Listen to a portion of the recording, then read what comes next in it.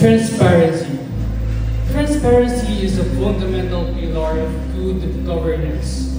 In light of the persistent issue, like the misuse of the public funds without clear accountability, we need leaders who report honestly, act openly, and answer to the people.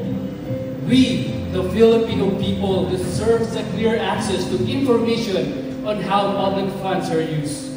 Without transparency, public trust erodes, and corruptions prevail.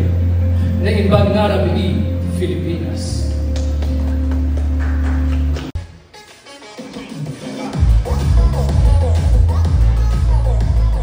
Ray Jampo Sabado, Mr. South Filipinas, Pangasinan. Pangasinan, Ray Jampo Sabado. Isa is for playing online games, watching sci-fi movies, and traveling.